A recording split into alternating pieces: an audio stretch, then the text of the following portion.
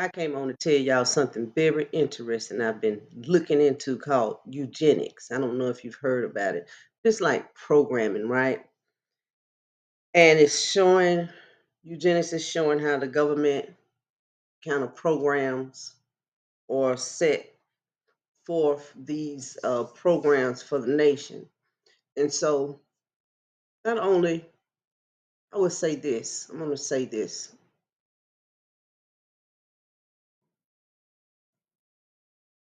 Everything is, let me see, how can I really say this? When you know that there's only you in your consciousness. Your consciousness is all of your awareness. So in reality, there's nothing outside of you. There's only your projector, which is the mind, projecting, assuming its position in life, where it sees itself. Okay? Also becoming more aware that everything is suggestion. You don't have to pick up things that do not resonate with you. Working with a belief system that may have been programmed, whether it be through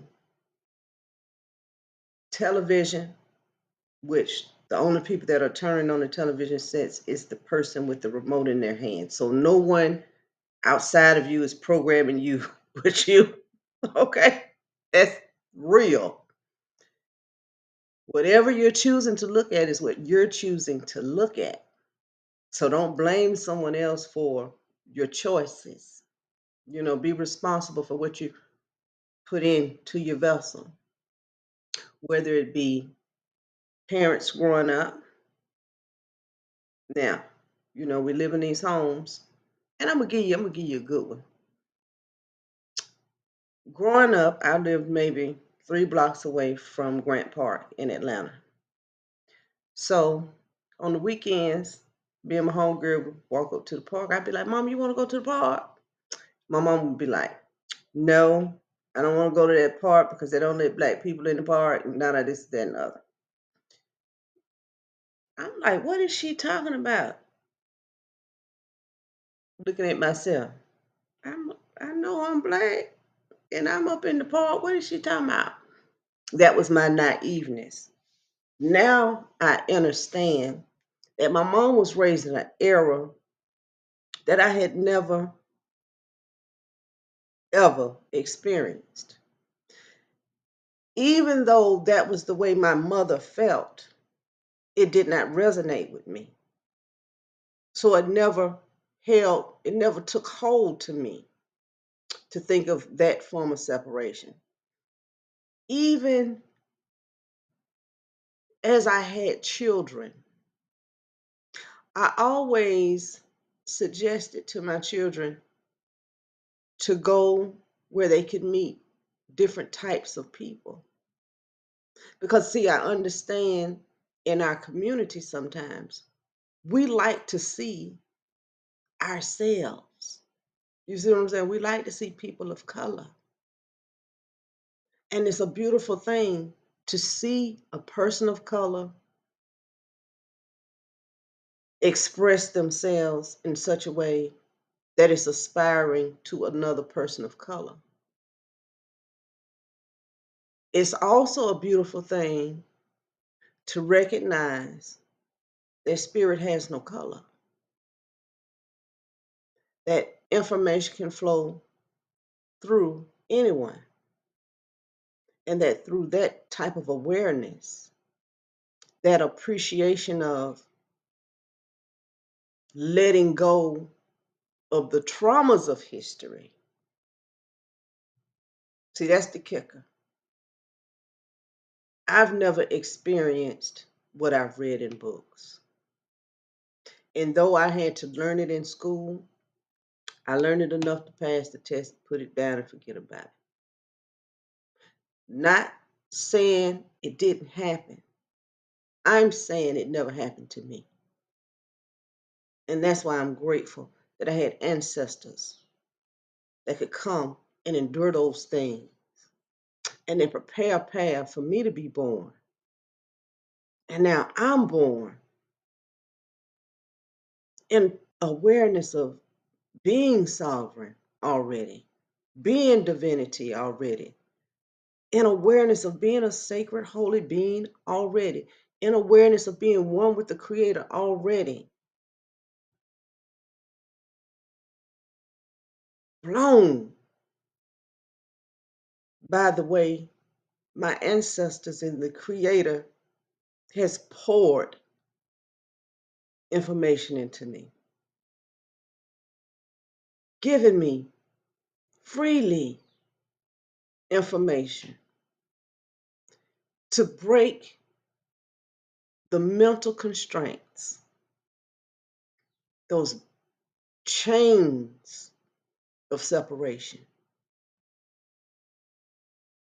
That yes, my ancestors endured, and our ancestors endured. Yet we don't have to, and we never have. In pure honesty and pure truth, we never have. If we found ourselves in any form of separation, it was because of something that we created. And being responsible for our creations, not blaming others for our creations, holding ourselves accountable for our creations. Like for a long time, I had a problem with what do you call it? Authority figures. See, I know myself as spirit, so mentally, I'm always in the place of I'm spirit, I'm free. I'm like the wind, baby. I'm like the wind.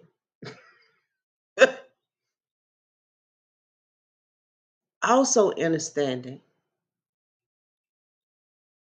the wind can be very harmonious, and the wind can tear some stuff up.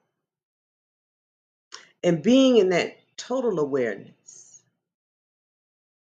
that peace starts within. See, a lot of things that I've had to endure was because there was no peace within. And so there was no peace outside of me either. And so the peace had to come after I surrendered.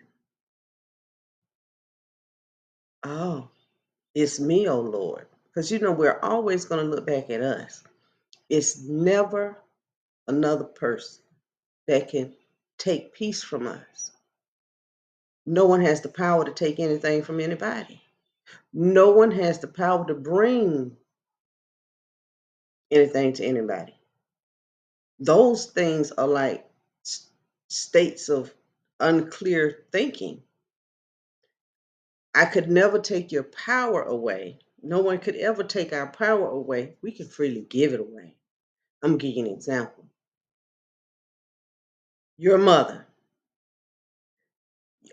Monday through Friday, the kids go to school, everything happens, boom, boom, boom, boom, boom. Saturday, you have imagination, okay? On Saturdays, every Saturday's cleaning up my house.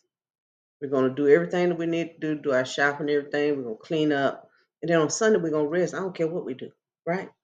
So now you've already decided this Saturday we're going to clean up. If I know I'm the head, I'm not asking you nothing. I'm going to say, clean up the room, period. And that's all. And the room will be clean. Now, if I go in there and I say, let me ask you something. Do you think you clean up your room today? That's me giving you power. That's me giving you an option. You don't have an option. Baby, you're cleaning up this room, period. It's no option. This is my world. This is our home. My world is my peace. There's no option in clean up the room. And that's how life is. It can be sometimes. Think about it. See you guys later.